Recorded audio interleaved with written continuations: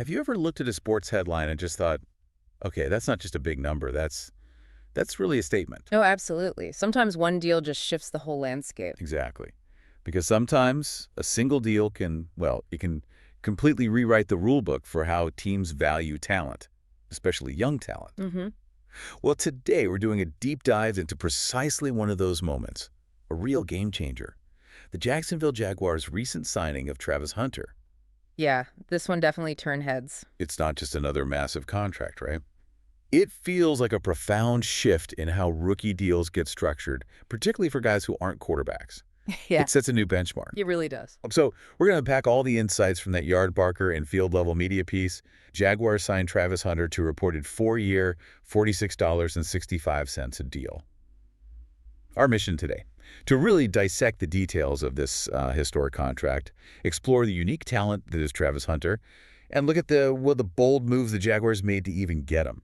You've absolutely nailed it. This isn't just some run-of-the-mill signing we'll forget next week. People are genuinely calling it a first in a few really critical ways. First, okay. Yeah, we're talking about like unprecedented money, the kind of ironclad guarantees that are practically unheard of for a rookie in his spot. And of course, this incredibly challenging, multifaceted role Hunter is expected to play, both sides of the ball. Right. It truly feels like a pivot point for how teams might approach these deals going forward. Sets a precedent, you know? Okay, let's peel back the layers then. The headline news, obviously. Jaguars have signed their number 2 overall pick, Travis Hunter. Done deal. Signed and sealed. And when we talk money, we're looking at a reported 4-year rookie contract valued at, what, $46.65 million? 46.65, yeah, a staggering amount. That's a huge sum for anyone, let alone a rookie just entering the league. It absolutely is. And when you really dig into the financials, what jumps out right away is this really substantial signing bonus, $30.57 million. $30 million just to sign. Wow. But here's the crucial bit, the detail that, like, fundamentally changes everything about this deal. The entire contract is fully guaranteed. Fully guaranteed. Okay, explain what that really means in the NFL context. Yeah. Because it sounds straightforward, but it's often not. Right. In the NFL, fully guaranteed means exactly what it says on the tin. That money. It's locked in, period. No matter what. Injury, performance dips. Doesn't matter. Injury, whether he plays every snap, whether he even, makes the roster down the line, theoretically, that money is secure. It's a level of commitment that basically takes all the risk off the player and puts it squarely onto the team's shoulders, financially speaking. Okay. And what's truly historic here, and this is straight from his agents Adi Von Gontard and Ray Hyja of Young Money APA Sports, Hunter becomes the first non-quarterback not drafted first overall to collect that massive signing bonus entirely up front. That's the specific first you mentioned. Not just non-QB, but non-QB not taken number 1. Exactly. That's the precedent. And just like all first-rounders, his deal does include that standard 5th-year option. Right, the team option. Yeah, allows the Jags to keep him for an extra year after the first 4, usually at a preset, pretty high salary if they want to. It's a standard control mechanism for top guys, but here it just underlines their long-term bet. So this fully guaranteed deal for a non-QB who wasn't even the first pick. I mean, here's where it gets really interesting, isn't it? Mm-hmm. This just shatters the typical mold. Most rookie deals for guys not throwing the ball have clauses, maybe escalating guarantees, structured to protect the team a bit more. Absolutely. They're usually outs or benchmarks to hit. So when you look at this, what's the real message the Jaguars are broadcasting here? Not just to Hunter, but to like every other NFL front office about how they value this kind of unique talent. It feels like a declaration, doesn't it? It really does.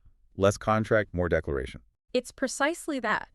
They're basically shouting, we believe Hunter's two-way potential is so revolutionary, so game-changing, that we'll shoulder the entire financial risk from day one. Wow. This isn't just about paying top dollar. It's a strategic bet by the Jaguars, setting a benchmark that other teams might now have to match if they want a truly unique player. It says volumes about how they see his immediate and long-term impact. And speaking of impact, let's talk about Travis Hunter, the player, beyond just the contract numbers. Right, because he's not just any top pick. He's the 2024 Heisman Trophy winner. My Heisman winner. And the Jaguars' plan for him, it's incredibly ambitious. It's incredibly rare. They intend to play him at both cornerback and wide receiver. That two-way role. That two-way role, exactly. And that is extraordinarily demanding in the modern NFL. just physically and mentally. We already saw hints of it, right? In OTAs and minicamp. We did. He worked primarily on offense during the organized team activities and the mandatory 3-day minicamp. Gives us an early glimpse into how they might try to balance things. And his college performance, I mean, it absolutely backs up that ambition. Yeah. And then some. Phenomenal is probably the word. At Colorado in 2024, he was just incredible. You hear about him playing, what, over 113 snaps per game? Yeah. Playing both ways? Yeah, the workload was legendary. Offensively, 96 catches, over 1,200 yards, 15 touchdowns to the air, plus 1 rushing TD. Just staggering offensive production for someone also playing defense. And then you flip it. Defensively, 4 interceptions, broke up 11 passes, 36 tackles. Impact plays everywhere. So it's no shock. He also grabbed Big 12 Defensive Player of the Year, AP College Football Player of the Year, alongside the Heisman. The trophy case is full. Stacked. But translating that two-way dominance from college, even a Power 5 conference, to the NFL, where the speed, the specialization, the physicality is just on another level entirely. Isn't there a huge question mark about whether that's actually sustainable? Or is this deal so big because everyone knows that risk is baked in? That's a really critical question, and it's honestly why this whole situation is so fascinating. What's truly unique here is the sheer rarity, the difficulty of being elite at both spots professionally. Right. Most guys specialize for a reason, The NFL is built on focused excellence. Yeah. Cornerbacks trained to be cornerbacks. Receivers trained to be receivers. Asking someone to perform at a top level on both sides. It's almost unheard of in modern football, especially playing the kind of snaps Hunter did in college. We've seen guys dabble, maybe, like Deion back in the day. Exactly. Deion Sanders, maybe Rod Woodson had moments. But not with this kind of expectation, this sustained two-way plan right from the jump in this era. It feels different. So the why it matters part. Why commit this much, fully guaranteed, to a player attempting something so incredibly tough? Because I think the potential payoff is seen as equally massive. It's about that fundamental shift in player evaluation we talked about. For years, non-QBs, even top picks, had those performance clauses, those escalating guarantees. This deal forces a league-wide reevaluation of risk versus reward for unique talents. It says the Jaguars believe he possesses the unique physical and mental makeup to actually pull it off. I think he's the exception. They seem to. And that his ability to impact the game in multiple phases, offense, defense, maybe even special teams down the line, who knows, is worth that premium investment, even with the considerable risk. It's a huge expectation to place on a rookie. Truly huge. Okay, so we've got the player, this generational talent, we've got the unprecedented contract. But how did the Jags even get the chance to draft Hunter at number 2 overall? Right, good point. That's where their strategy, maybe their sheer boldness, really comes into focus. They didn't start the draft holding that pick. No, they definitely did not. Jacksonville came into the April draft with, 10 picks initially, including number 5 overall.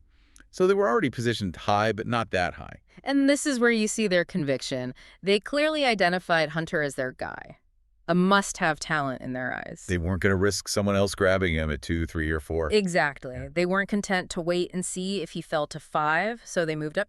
They executed a really significant, pretty complex trade package with the Cleveland Browns to get that number 2 pick. Okay, break down that trade.